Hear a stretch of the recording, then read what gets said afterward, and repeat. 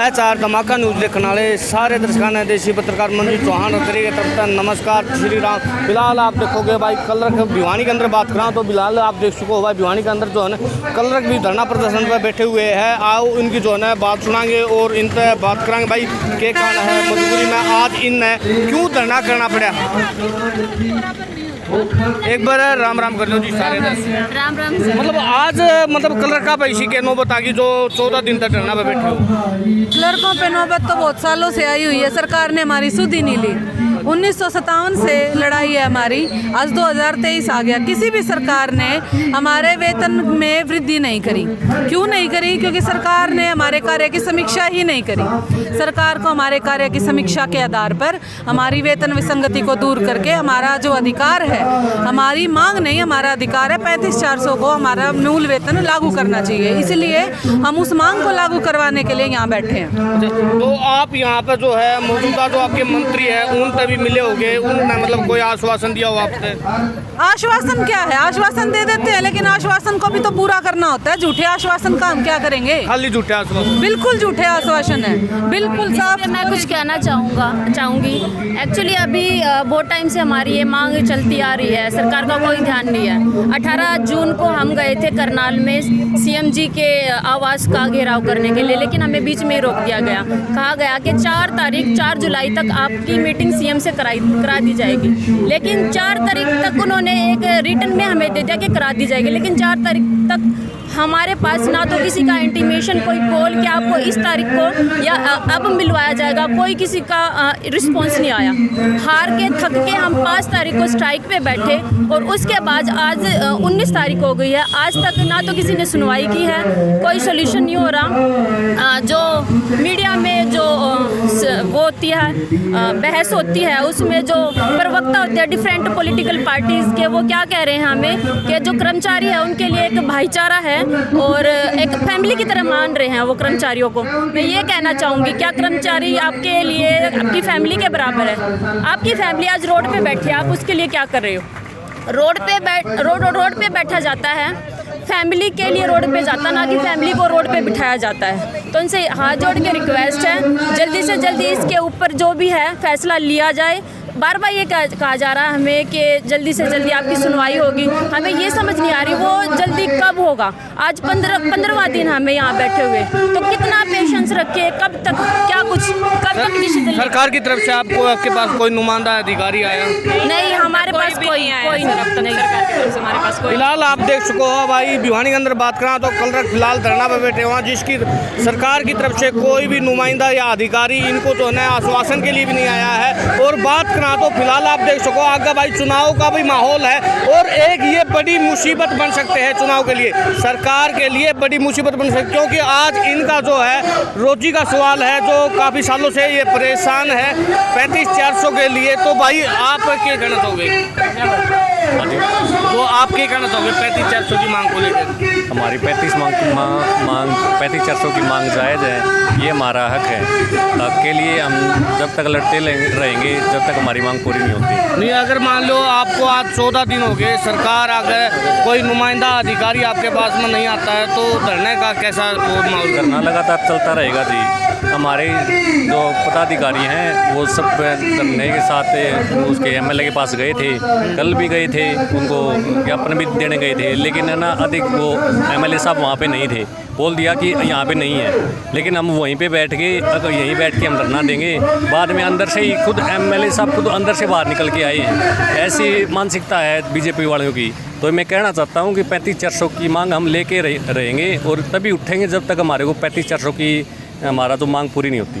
नहीं, लगातार हमने देखा है भाई बीजेपी सरकार में जो है काफ़ी किसान भी धरने पे बैठे हैं और उधरा बात करा तो पीटीआई भी जो है काफ़ी मतलब वर्ष से ऊपर जो है धरने पे बैठे हुए, अभी तक कोई सोल्यूशन नहीं आया। अगर इसी प्रकार सरकार ने आपकी अनसुनी करी तो आगे आपकी रणनीति क्या रहेगी? सरकार अनसुनी नहीं कर सकती, क्योंकि हमारा जो अधिकार है ना हम वो लेने के लिए प्रयासरत हैं और सरकार हमारी मांग हर संभव पूरी करेगी।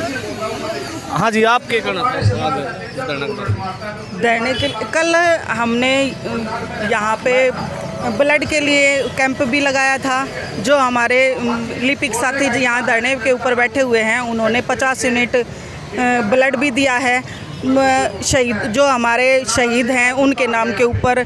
और कल हम घनश्याम सराफ की कोठी के ऊपर भी गए थे अपनी मांग पत्र को लेकर। वहाँ पे हमारा बार बार प्रदर्शन करने के बाद में, नारे देने के बाद में भी वो बोले, उनके पीए साहब बोले कि वो यहाँ है नहीं। और फिर उसके बाद में दोबारा हम ज़्यादा बोले कि हम इधर ही बैठेंगे जब तक हमें वो मिलेंगे नहीं। तो उसके बाद में फिर वो 10 मिनट के बाद में आ गए। आने के बाद में उन्होंने आश्वासन दिया है कि मैं तुम्हारी बात आगे तक पहुंचाऊंगा। अब देखते हैं सरकार ये हमारे कितना प्रतीक्षा ले रही है या क्या कर रही है, लेकिन जब तक सरकार से नोटिफिकेशन नहीं आ जाता तब तक हम डट के अपने 35-400 के लिए इसी मंच पे आपका क्या कहना भाई, 35-400 की मांग के लेकर के आपका सरकार से क्या कहना है? मैं सरकार को बताना चाहता हूं कि हम लिपिक साथी पूरे डिसिप्लिन में रहकर पूरे सरकार को बताया था, पहले ही डीसी के माध्यम भी बताया, एमएलए के माध्यम से भी हमने ज्ञापन दिया।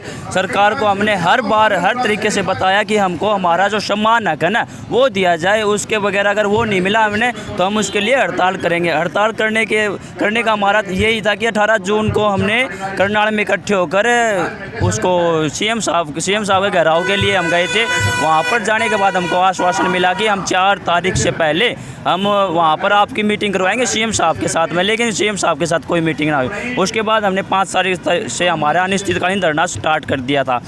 अनिश्चितकालीन धरना के साथ साथ हम सरकार को ये भी बताना चाहते हैं कि जब सरकार मतलब हरियाणा में कोई भी किसी प्रकार की आपत्ति आ रही है, जैसे कोई भी है प्राकृतिक आपदा है, हम उसमें भी हम सरकार का साथ दे रहे हैं। ये नहीं है कि भाई हम उससे पीछे हटे हुए हैं। हम जैसे ब्लड डोनेशन कैंप है वो भी लगाया हमने, हम वो भी कर रहे हैं। लेकिन अब कुछ दिन पहले खट्टर साहब का मनोहर लाल खट्टर साहब का एक बयान आया था कि भाई 20-25 लोग हैं जो भी धरना कर रहे हैं वैसे परेशान कर रहे हैं। हम किसी को परेशान नहीं करना चाहते और हमने ये हमारी यूनिटी को जैसे कि बताया है 20-25 लोग फिलहाल आप देख सको भाई, सैकड़ों की तादाद में तो है। भिवानी के अंदर भी लोग मौजूद है सैकड़ों की तादाद में, जहां 20-25 बताया जा रहा है। फिलहाल कैमरामैन रखूँगा मैं, बिल्कुल सामने दिखा दे भाई, ठीक है। आप देख सको कल रोको की ये जो है ओंकार है, आप देख सको तो हम इकट्ठे होकर भिवानी के जो एमएलए श्री घनश्याम दास सराफ उसके पास गए थे। लेकिन हमने वहां जाकर देखा कि पता नहीं वो हमसे डर क्यों रहे हैं।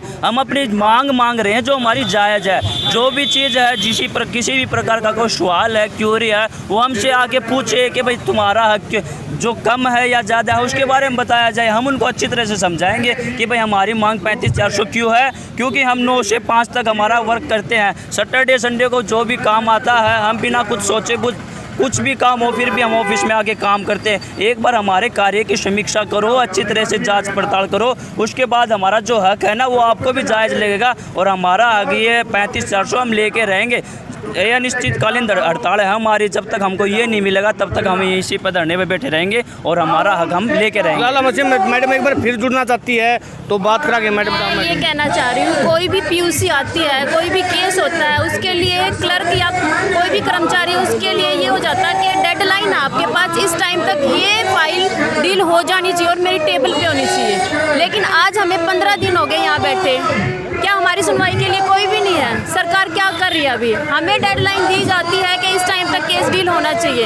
हमारी सुनवाई कब होगी, कब तक होगी, कितना patience? Please answer this question. फिलहाल मैं बताना चाहूँगा भाई दर्शकों, अगर आप देखो इसी प्रकार अगर प्रदेश के अंदर धरना प्रदर्शन चलते रहे तो आने वाले समय में सरकार के लिए ये मुसीबत का पहाड़ बन सकते हैं। क्योंकि आपने पता होगा भाई आगे चुनावी माहौल है और उसके लिए बहुत ही खतरनाक जो है माहौल हो सकता है। और भी हमारे साथ में सीनियर सिटीजन, उनसे बात करेंगे। हाँ जी, इनकी पीटीआई मांगों के लिए आपका क्या कहना है? मैं तो कोर्ट का हाँ जी स्टाउंडर हूँ, बिहानी कोर्ट का समर्थन देने आ रहे हैं। आप यहाँ समर्थन के लिए आए हो। फिलहाल आप देख सको भाई यहाँ पर काफ़ी जो है समर्थन भी मिल रहा है। बात करें कल रखा की तो आपका क्या कहना बोलेंगे? मेरा नाम अश्विनी सोनी है जी, मैं डीसी ऑफिस भिवानी में कलरक हूँ। तो हमने पिछले 2.5 साल से हमारी यूनियन ने मुख्यमंत्री जी से मिलने की और चीफ सेक्रेटरी साहब से मिलने की पूरी कोशिश करी है कि भाई हमको मिलकर हमारी जो मांग है, एकमात्र मांग है 35-400 की, इसके बारे में डिस्कस करना है कि भाई हमको क्यों नहीं मिल रहा। तो हमारी जो मांग है वो हमारे कार्य की समीक्षा के आधार पर है कि हमारा जो कार्य है, हम क्या काम करते हैं, उसके हिसाब से हमें तनख्वाह दी जाए। तो हमारा जो कार्य की समीक्षा है वो नहीं की जा रही। तो हम मिलकर ये चाहते हैं कि हमारी सरकार हमारी कार्य की समीक्षा करे और उसके हिसाब से हमारा जो वेतन बनता है, हमारा 3500 वो दिया जाए। सन 1957 से अगर बात करें तो 5 कैटेगरी थी, उन सभी का सेम वेतन था, लेकिन आज के टाइम पर वो धीरे धीरे कम होते होते हम 19,900 पे रह गए और बाकी जो 4 कैटेगरी थी वो 35,400 के ऊपर पहुंच चुकी है। तो हमारा भी उनके समान वेतन का अधिकार पूरा बनता है। सरकार से यही गुजारिश है, हमारे कार्य की समीक्षा करो और हमें हमारा हक जो कि 35,400 का है वो दिया जाए। फिलहाल वीडियो को ज़्यादा से ज़्यादा शेयर करें।